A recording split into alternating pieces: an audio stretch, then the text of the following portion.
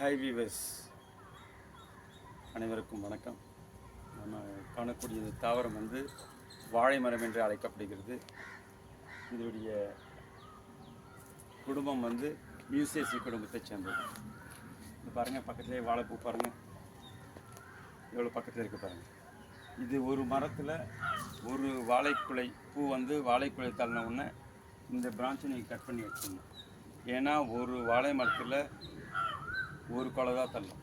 அடுத்தது சைடில் பக்கவாட்டிலேருந்து வரக்கூடிய மரத்தில் தான் இன்னொரு கொலை தள்ளும். அதனால் இது பாருங்கள், இது உதாரணமாக இது ஒரு வாழை மரம். இதில் ஒரு பூ ஒரு கொலை வந்தோடனே இதில் பயன் இல்லை. அதனால் ஏன்னா தேவையில்லாத சத்துக்கள் உறிஞ்சப்படும். மற்ற பக்கத்தில் இருக்கிற தாவரத்துக்கு போகிற சத்துக்கள் உறிஞ்சப்படுறதுனால இவை பூக்கள் வந்து காயோ பழமோ வந்து நம்ம இதை வந்து எடுத்துட்டோன்னா, இது பூ இருக்குது பார்த்தீங்களா, இந்த பூ வந்து காய் வந்து நமக்கு தேவையான பழத்தை எடுத்துட்ட பிறகு இது என்ன பண்ணணும், நம்ம இந்த பிரான்ச்சை இங்கே கட் பண்ணிடணும். சைடில் இந்த பிரான்ச்சஸ் இருப்பாங்க. அப்போது இதை பாருங்கள், இதனுடைய குரோத் வந்து ரொம்ப வேகமாக இருக்கும். அப்போ இதுலேருந்து மறுபடியும் ஒரு குளத்தள்ளும். இந்த மாதிரி நம்ம ஒரு ட்ரீஸ் வச்சோன்னா சைடில் நிறைய வரும். அதனால் நீங்கள் எல்லாம் என்ன பண்ணணும், இவ்வளோ பக்கவாட்டு மரத்தில் 1-2 விடலாம்.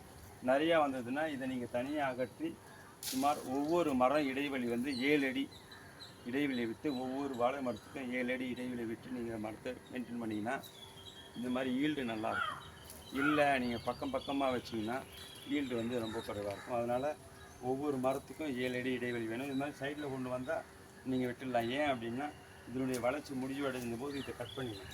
அப்போ இதுலேருந்து வந்து பூ வந்து காய் வர ஆரம்பிக்கும். இது மியூசேசி குடும்பத்தை சேர்ந்தது. இது வாழை மரம். இதை பொறுத்த வரைக்கும் இலை வந்து சாப்பாடுக்காக உபயோகப்படுது, தண்டு உணவுக்காக பயன்படுது.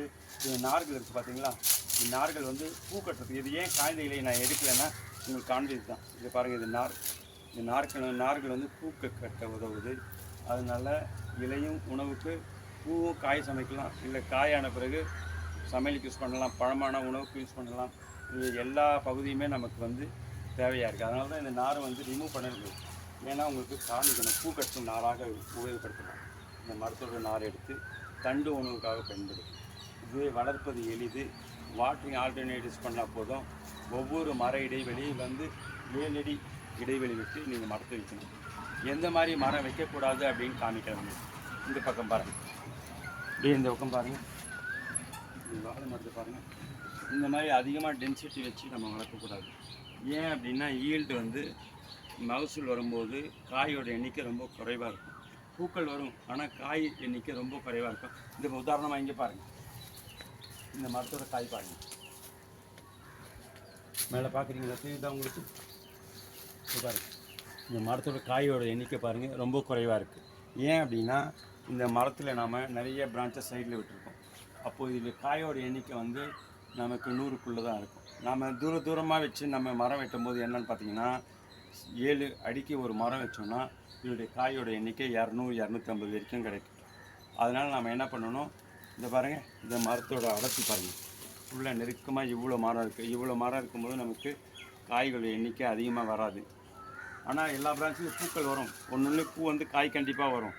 ஆனால் நம்ம வரக்கூடிய காய் வந்து தரமாக இருக்காது, சின்ன அளவாக இருக்கும். அதே மாதிரி காயோட எண்ணிக்கையும் குறைவாக இருக்கும். நாம் 7 அடிக்கு ஒரு மரம் வச்சு கீழே உரம், அதாவது என்னன்னா மாட்டு சாணம், மேனியூர், அதை வச்சோன்னா நமக்கு இயற்கை உரமே போதும். மண்புழு வைக்கலாம் அல்லது மாட்டு சாணம், இதை வச்சோன்னா தரமான கன்று உருவாகும். இதோடைய இதமான கனம் வந்து இதை விட இன்னும் கனமாக இருக்கும். இப்போது ஒரு இடத்துல பார்த்திங்கன்னா 15 மரம் இருக்குது, இல்லை 15 கன்று இருக்குது. இந்த மாதிரி நம்ம மெயின்டைன் பண்ணோன்னா பூக்கள் வந்து வரும். ஒவ்வொரு ஒரு பூக்கள் வரும். ஆனால் காயோட எண்ணிக்கை வந்து என்னது 100க்குள்ளே தான் இருக்கும். இல்லைனா 200-250 முதல் வரை வாழைப்பழம் ஒரு கொலையிலேருந்து எடுக்கலாம். இது பாருங்கள், எவ்வளோ பிரான்ச்சஸ் எவ்வளோ நெருக்கமாக இருக்குது. இந்த மாதிரி எப்பவுமே போடாதீங்க, தனியாக வைங்க. வரும்போது பிரிச்சுடுங்க, கண்ணாக வரும்போது பிரித்து 7 அடிக்கு ஒரு கன்று வைங்க. அப்போ மகசூல் நிறையா வரும். காற்றோட்டமாக இடைவெளியோடு இருக்கும்போது தாவரமும் உறுதியாக இருக்கும், அழகாக இருக்கும் பார்க்குறதுக்கு.